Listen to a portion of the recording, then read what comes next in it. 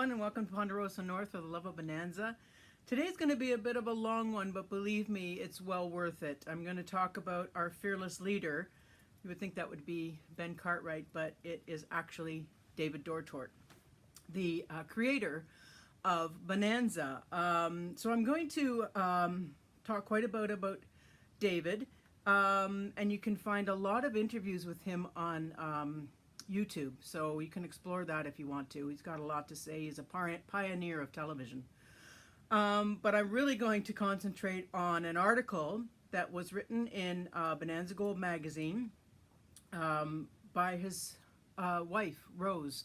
They had a very long partnership and marriage, and according to this article, Rose had a great deal to do with Bonanza, and she's really quite a funny, fun-loving woman. She's a woman after my own heart, and when I read this article, you will see why. But I'm going to start with a picture here of David and Lauren Green. There he is, working together in partnership with his 4 cast members, which I'll get into later. But I'm going to start with his eulogy. Unfortunately, David passed away in, September of 2010. And this was an obituary sent to me by, I'm sure, one of my British Columbia cousins, because it's from the Victoria Times columnist. So it's from British Columbia. They probably, my whole family and friends know that I'm obsessed with Bonanza, so whenever they see anything, they cut it out and send it to me. So I'm just going to read about David. This obituary really covers all the bases, better than something that I could write. So it says, Los Angeles, David Dortort, the creator and producer of Bonanza, the long-time running television western that was untraditional in its emphasis on relationships over violence and helped spur public demand for color TVs, has died. He was 93. It says, not only did David Dortort provide entertainment, but influenced how people viewed the American West. He created a vision of the American West that showed how people can get along and how the Western could take a cultural and social issues facing America in the 60s and 70s, said Jeffrey Richards, Associate Curator for Film and Popular Culture at the Autry National Center, the Museum and Research Institute in Los Angeles, where David Dortort recently donated his production records and other Bonanza memorabilia. So next time in Los Angeles, guess where I'm going? Yeah, the Autry National Center. David Dortort was born in New York City on October 23rd, 1916. He graduated from City College of New York in 1936. After completing his military duty in World War II, thank you for your service, David, he wrote 2 novels, including Burial of the Fruit in 1949, which brought an invitation from an actor, Burt Lancaster, to turn it into a screenplay. Dortort labored alongside fellow CCNY graduate Norman Mailer, who was trying to turn his debut work, The Naked and the Dead, into a movie. Both men's screenplays were rejected. To hear David tell the story, Norman said to hell with Hollywood, and he went back to New York, but David said, I'd like to stick around and see if I can learn the art of screenplay writing, said Andrew Clyde, an attorney who knew Dortort for 20 years and oversees licensing and merchandising for Bonanza. There's a plug for you, Andy. Dortort's perseverance paid off with his first credit as a writer with Horace McCoy for The Lusty Men in '52, a rodeo drama directed by Nicholas Ray and starring Robert Mitchum. He soon moved into television, worked writing 3 episodes of Fireside Theater, an anthology series on NBC and later on ABC. One of his Fireside movies about the discovery of gold and silver in Virginia City and Nevada inspired the show that became his most enduring success. Bonanza, which was set in Nevada City around the time of the Civil War, sought to counter the popular image of the gunslinger with the role families played in taming the frontier. After initially struggling in the ratings, it caught on by its 3rd season with strong cross-generational appeal. Dortort often said that the popularity of Bonanza was largely due to its universal themes and family values. At a time when the dysfunctional family was becoming a current way of life in this country, this was a functional family, he said of the Cartwrights in a 2001 interview. Dortort took pride in the show's impact on the rise of color TV sets in the 1960s. It became a marketing tool for savvy dealers who began to hold open houses when the show was on. People would react in astonishment with delight, and then David Dortort recalled, buy a TV set. Yes, it was very instrumental in the sale of color televisions as it was filmed in color its entire run. It's interesting that he says that the functional family, I mean, it was an unusual family, a single father with 3 sons from 3 different wives. So it was a different kind of dynamic family, but yes, a functional family nonetheless. So I want to move on to this article by Rose. Here is David and Rose. Lovely lady. Let me see if I can find this article again. Yes, here it is. I have quite a bit of it highlighted.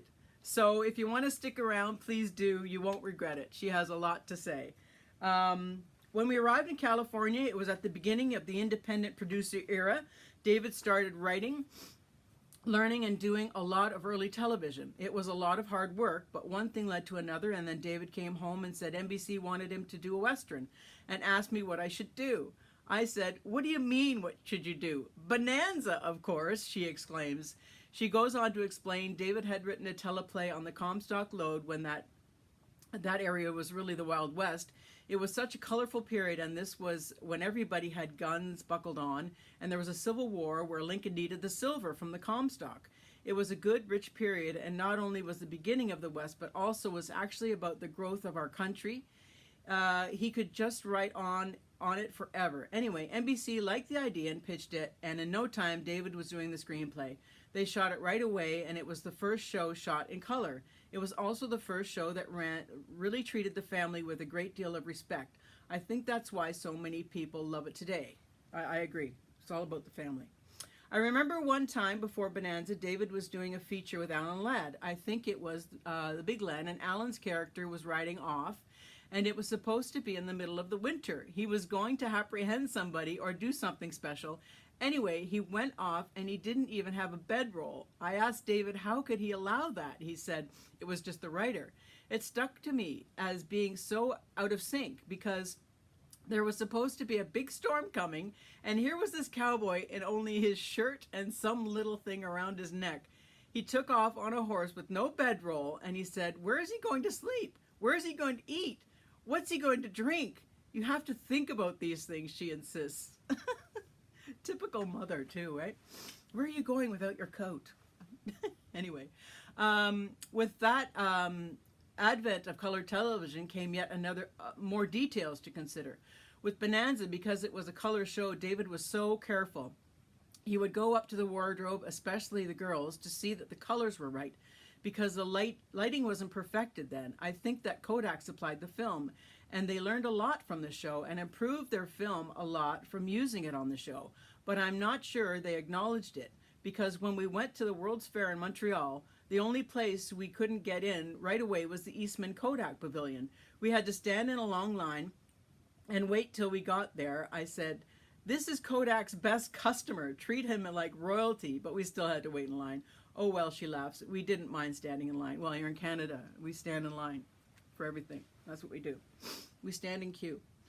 With Lauren, we were at a party, busy talking with some people, and here this fellow with gray hair and a wonderful voice walked into the room. I told David, I think Ben Cartwright just walked in. That's so funny. He asked me whom I was talking about, and I pointed out Lauren Green. So David went up and talked to him. Lauren was doing a wagon train then with Ward Bond, so David went down to the set at Universal to see him work and wound up offering him the part. So that's how Lauren Green became Ben Cartwright. Rose Dortort found him. David used Dan Blocker in one of his older shows and liked him so much. He wanted to use him again, so he hired him as Hoss. He sort of had him in mind, I think, when he was writing the screenplay. Anyway, Michael had been in an episode of Restless Gun, so David was considering him. Then he decided he was going to cast somebody else. I won't mention his name, but he was a very nice young man. Anyway, I brought out a picture of Michael, and well, he was so good looking. I told David that the girls would just eat him up. they would think he was just so adorable. He has the face of an angel, and the girls will just love him. So David cast Michael. Don't you think Michael has the face of an angel? She asks. Yes, we agree, Rose. Thank you. He has the face of an angel.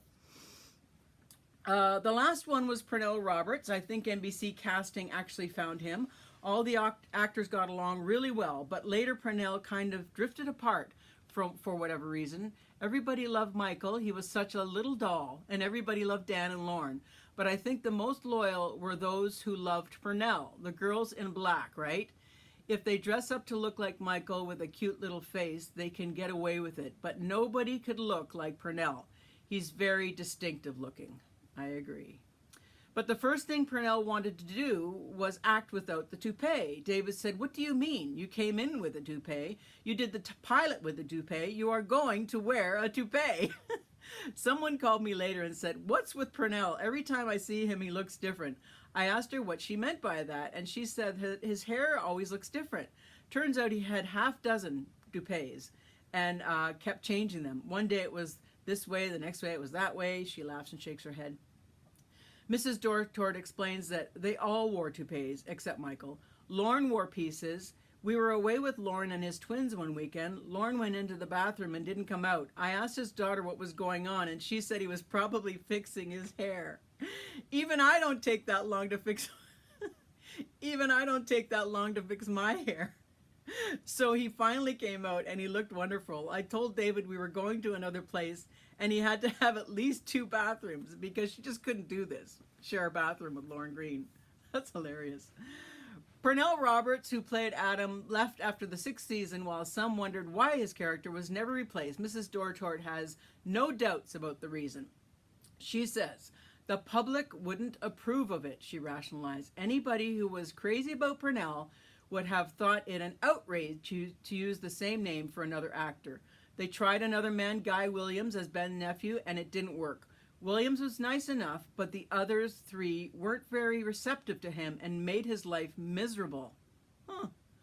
He was a very nice man, very good looking, not that great an actor, but a lovely man. Oops. The other actors just didn't like him. Maybe they saw him as competition. But then again, they all like candy, so she didn't know. One of the most feared aspects of show business is competition. Bonanza had its share of nervous actors. Interesting.